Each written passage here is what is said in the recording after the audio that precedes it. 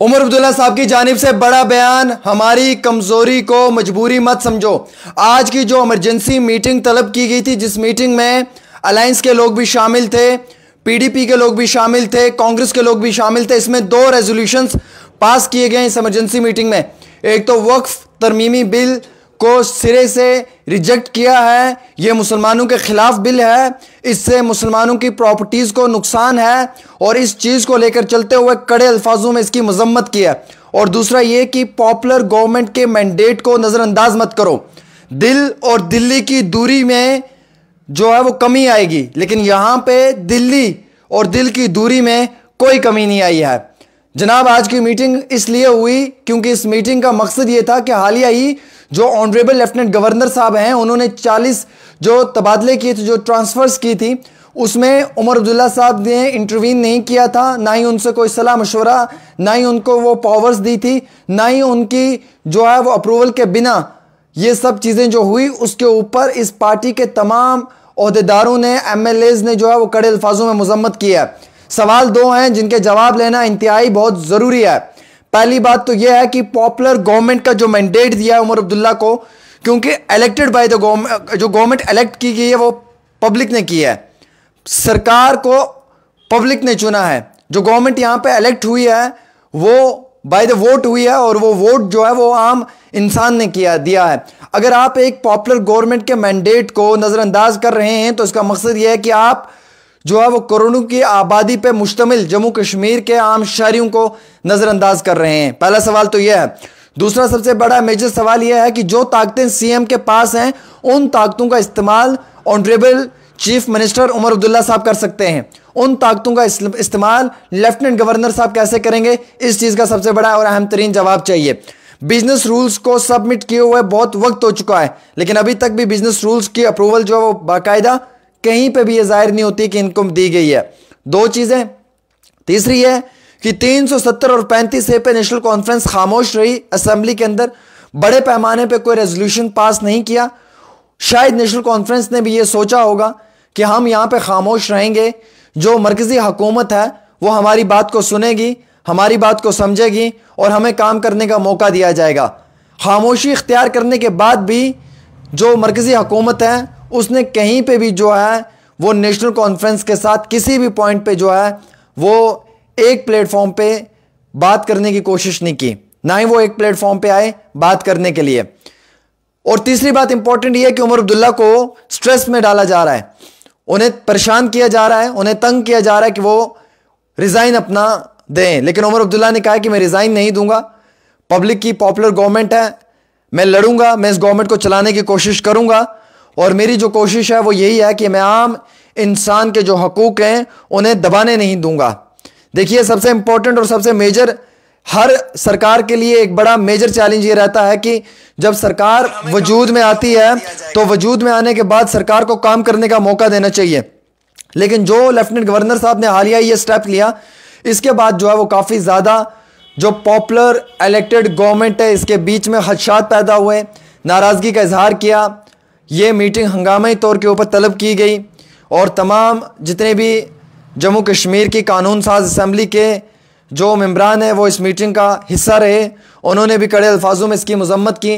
चाहे वक्फ तरमीमी बिल की बात की जाए, वक्फ अमेंडमेंट बिल की, या उसके साथ साथ जो मैंडेट सरकार को अवाम ने दिया उस मैंडेट को जो है वो नज़रअंदाज करने की बात की जाए।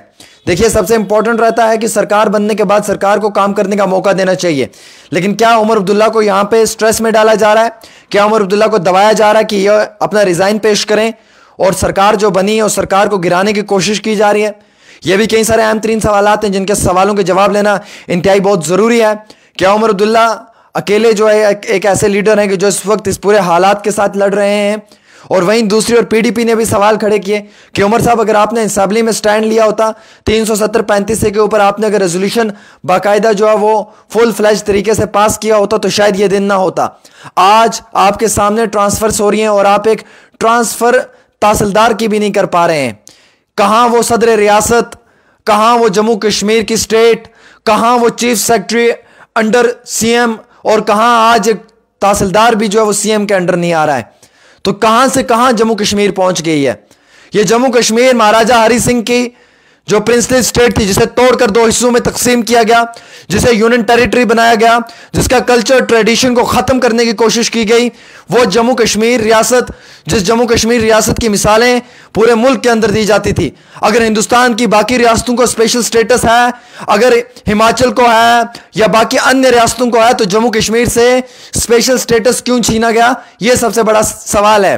और उससे भी अहम तरीन इंतहाई बड़ा सवाल यह है कि आज इस रियासत के अंदर जो यहां के चीफ मिनिस्टर हैं, वो एक तहसीलदार की ट्रांसफर भी नहीं कर पा रहे, और आज तहसीलदार की ट्रांसफर ना करने पे भी जो है वो सीएम को हंगामा करना पड़ रहा है, इमरजेंसी मीटिंग बुलानी पड़ रही है, सभी अपने लेजिस्लेचर्स के साथ बात करनी पड़ रही है, रेजोल्यूशन पास करना पड़ रहा है।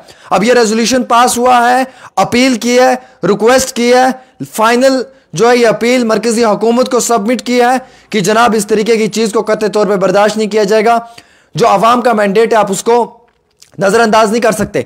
हालांकि अगले दिनों में असेंबली लगने वाली है, याद रखें दोस्तों, इस असेंबली में इस बात पे हंगामा होगा। आज आप मेरे से लिख के ले लें, आप इस बात को नोट करें, इस बात पे असेंबली में भी हंगामा होगा।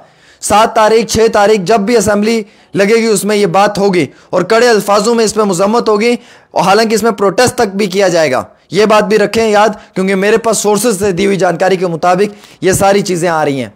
मैं आपको यह भी क्लियर करना चाहूंगा कि आज की मीटिंग इंतहाई बड़ी अहम तरीन मीटिंग थी।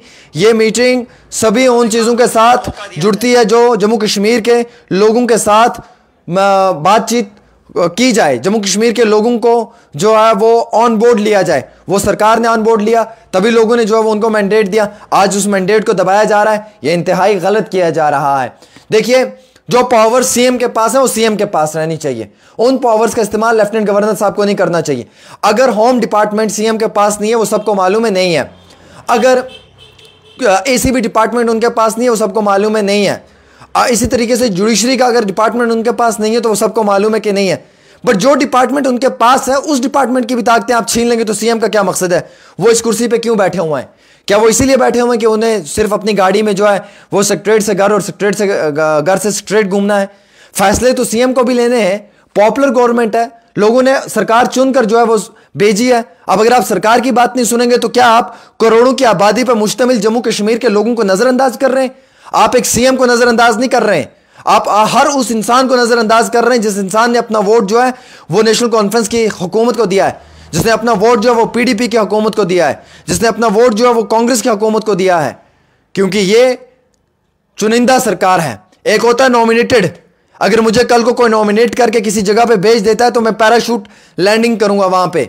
अगर मुझे कोई चुन कर भेजता है और अगर मैं आवाम के का चुनिंदा इंसान असेंबली में आता हूं या सीएम बनता हूं तो उसका मकसद यह है कि मेरे पीछे करोड़ों की आबादी पर रहने वाले आम शहरी खड़े हैं जिन्होंने मुझे अधिकार दिया कि मैं उनकी रिप्रेजेंटेशन को प्रॉपर तरीके से जो है वो रिप्रेजेंट कर पाऊं। लेकिन फिर भी अगर रिप्रेजेंटेशन प्रॉपर तरीके से रिप्रेजेंट नहीं होगी तो क्या आप ये मानते हैं कि यह सरासर नाइंसाफी है? क्या आप ये मानते हैं कि यह गलत है? देखिए, आज एक सीएम साहब को तहसीलदार की मीटिंग की तहसीलदार की ट्रांसफर्स के ऊपर मीटिंग करनी पड़ रही है। अफसोस की बात है। 370-35 से नेशनल कॉन्फ्रेंस को भी स्टैंड लेना चाहिए था, प्रॉपर तरीके से लेना चाहिए था। आप लोग 370-35 को भूल गए, स्टेट के पीछे लग गए, हम स्टेट लेंगे। ऐसे थोड़ी स्टेट मिलेगी सर। आपको मालूम है अगर वो आपको स्टेट दे देंगे तो उनके पास तो पावर ही नहीं रहेंगी, सारी पावर्स आपके पास आ जाएंगे। और क्या मरकजी हुकूमत ये चाहती है कि आपको वो सारी पावर्स दे?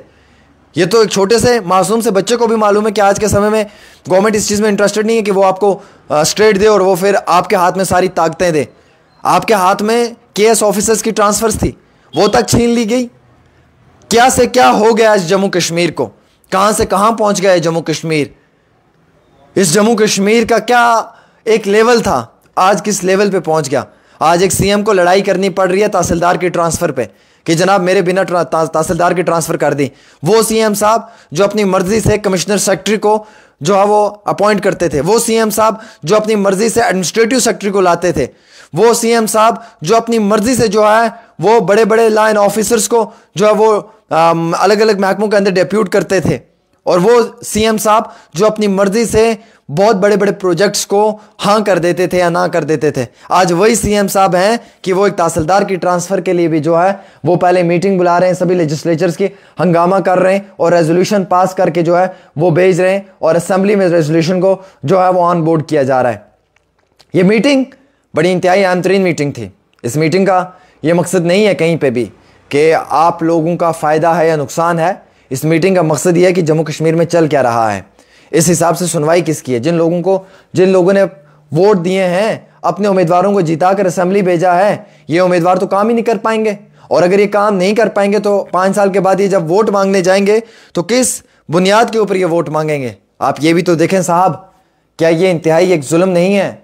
जनाब, ये जुल्म है। वक्फ तरमीमी बिल को रिजेक्ट किया गया सिरे से, और वैसे ही जो बाकी इमरजेंसी मीटिंग हुई थी, इसमें जो है वो ये कहा गया है कि मैंडेट को, पॉपुलर गवर्नमेंट के मैंडेट को जो है वो नज़रअंदाज नहीं किया जा सकता है, ना ही उसकी इंसल्ट की जा सकती है। अगर सरकार को मैंडेट दिया है तो वो सरकार अपने अख्तियारात खुद फैसले ले सकती है। और फिलहाल आप देखिए जो ये ट्रांसफर्स हुए हैं, इनके बाद ही यह हंगामा हमें जो है वो बर्पा होते हुए नज़र आ रहा है। एक छोटी सी रिपोर्ट आमिर सुहेल के साथ।